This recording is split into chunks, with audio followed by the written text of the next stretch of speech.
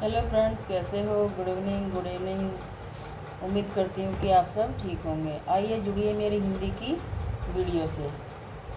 मैं अपनी वीडियो में आप सबका भी स्वागत करती हूँ। आप जल्दी जल्दी मेरी वीडियो से जुड़ने का प्रयास करें और अपने दोस्तों को भी जोड़ने की कोशिश करें। तो आज का कंटेंट हमारा जो होने वाला है वह हमारा हो जाएगा अव्यय भाव से भरे शब्द। देखते हैं अव्यय भाव किस तरह से बनते हैं, ये कैसे कैसे होते हैं। तो चलते हैं, वीडियो को आगे बढ़ाते हैं और आसान भाषा में आपको समझाते हैं। ठीक है, तो आज का टॉपिक हमारा अव्यय भाव के शब्द। तो अव्यय भाव के शब्द ही शब्द हैं जो जिस तरह से पेपर में आपको देखने के लिए मिलते हैं और आपको उनको करना ज़रूर होता है। ठीक है, तो देखते हैं। आजीवन शब्द हमारा अव्यय भाव है। आजीवन, आजीवन। अब हमें इनका अर्थ निकाल के हमें इसका अर्थ निकालना है। ठीक है, यह हमारा शब्द हो गया, यह हमारा अर्थ हो गया। आजीवन का मतलब होता है कि पूरी उम्र, यानी कि जीवन भर। इस तरह से आ लगाने के बाद हमारा यह अर्थ निकलता है। और अगर हमारा जीवन ही हो तो हमारा खाली इसका कोई अर्थ दोबारा नहीं निकलने का। ठीक है, हमारा खाली जीवन ही रह जाएगा। तो यह जो हमारा भर शब्द निकला है यह हमारा अव्ययी शब्द से निकला है। अगला शब्द आता है हमारा यथा सामर्थ्य। यथा सामर्थ्य, यथा सामर्थ्य यानी कि सामर्थ्य के अनुसार। जो किसी को सामान दान दक्षिणा देनी है तो वह सामर्थ्य के अनुसार आपको देनी है।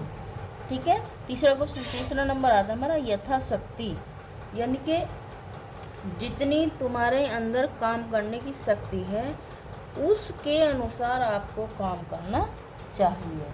ठीक है, अगला शब्द आता है हमारा यथास्थान। यथास्थान, तो इसका अर्थ बनता है कि जिस स्थान पर जो स्थान इस कार्ड में लिखा है उसी स्थान पर शादी में जाना है। ठीक है, तो यथा स्थान का मतलब होता है जो स्थान निर्धारित किया गया है वहीं पर आपको जाना है। अब 5वां नंबर आता है हमारा यथार्थ शब्द का अर्थ। तो यथार्थ शब्द का अर्थ बताया है कि जो तुम आँखों के सामने देख रहे हो वही यथार्थ अव्ययी भाव, अव्ययी शब्द होता है, उसी को हम यथार्थ कहते हैं। 6 नंबर का आ गया हमारा यथा योग्य शब्द। यथा योग्य शब्द, जिस स्थिति से आप गुजर रहे हो, जैसी स्थिति आपकी है वैसी ही आपको बतानी है। अगला शब्द आता है हमारा 7वें नंबर का अकारण। अकारण का मतलब वह होता है कि बिना कारण के आप मार्केट में क्या करने जा रहे हो। जैसे बच्चों की मम्मियाँ कहती हैं कि मम्मी मैं मार्केट तक जा रहा हूँ, जाना होता दोस्तों के साथ, लेकिन वो क्या करते हैं, अचानक कहने लगते हैं कि मम्मी मैं मार्केट जाने जा रहा हूँ। तो मम्मी पूछेगी फिर क्यों जा रहे हो, तो वह कहेगा कि चाट पकौड़े खाने जा रहा हूँ, लेकिन मिलना होता है उनको अपने दोस्तों से। तो यही हमारा अकारण मार्केट जाना हो जाएगा, बिना कारण के। 8वें नंबर का अव्ययी शब्द हमारा आमरण। आमरण, तो आमरण शब्द का हमारा हो जाएगा मरण तक। जब तक मरूंगा तब तक ऐसे ही बोलता रहूँगा। अब आ जाएगा हमारा 9 नंबर का अनुसार शब्द। अनुसार अव्ययी शब्द,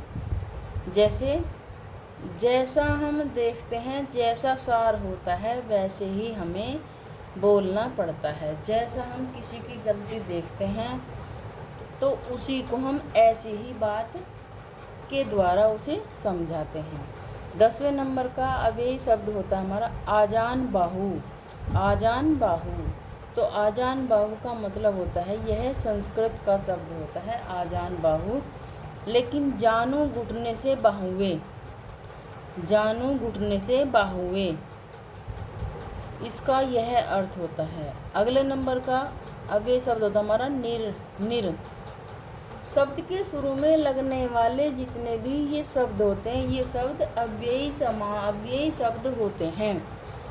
आप छोटी छोटी सी बात ये समझने की कोशिश कीजिए कि जितने भी ये छोटे इसके शब्द के शुरू में लगते हैं, ये हमारे सब अव्ययी कहलाते हैं।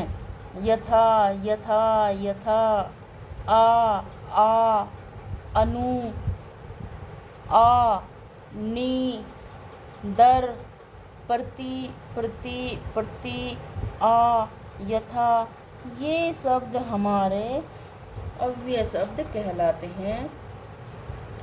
हमें इनसे अर्थ निकालने के लिए बोला जाता है कि इनका अर्थ बताओ या फिर इनमें अव्यय शब्द बताओ, इनका अव्यय शब्द बनाओ। इस तरह के क्वेश्चन हमें करने पड़ते हैं। जैसे हमारा आता है 12वें नंबर का दर हकीकत। दर हकीकत, तो यह हमारा वो अर्थ होता है कि जो हकीकत में होता है हमें उसे ही बताना चाहिए, हमें अपने पास से बनाकर कुछ नहीं कहना चाहिए। अगला शब्द आता है हमारा प्रतिध्वनि। तो प्रति जो इसमें शब्द लगा हुआ है, यह हमारा अव्यय शब्द है, अव्यय शब्द है। प्रतिध्वनि, ध्वनि की ध्वनि, जैसे हम घंटा बजाते तो उसमें से कौन सी ध्वनि निकलती है, तो उसको हम प्रतिध्वनि कहते हैं। प्रतिदिन, प्रतिदिन, प्रति हमारा अव्यय शब्द है, तो प्रति हमारा हर हो जाएगा और दिन का तो दिन ही है, हर दिन। प्रति क्षण, हर क्षण। आकंठ, आकंठ, कंठ तक। यथा जीवन, जब तक जीवन है। अत्युत्तम, अत्यु, अति, अति का मतलब अव्यय। अति उत्तम, उत्तम से भी अधिक अच्छा। 19वां शब्द हमारा आता प्रतिघात। प्रति हमारा अव्यय शब्द लगा हुआ है, तो घात के बदले घात ही मिला। ठीक है, अगर हमने किसी के साथ धोखा किया हो तो हमें भी धोखा ही मिलेगा। ठीक है। 20वां शब्द हमारा आता है अनुस्मारक। स्मृति दिलाने वाला, स्मृति दिलाने वाला। स्मारक की तरह पत्र, स्मृति दिलाने वाला, स्मारक दिलाने वाला, स्मारक की तरह का पत्र। अगला शब्द आता हमारा 21वां, यह हमारा भर। भर क्या है इसमें, भर अव्यय है इसमें, तो इसका अर्थ हमारा पेट भरकर हो जाएगा। इसी के साथ मैं अपनी वीडियो यहीं पर समाप्त करती हूँ। आपको अच्छे से समझ आई होगी, आई होप।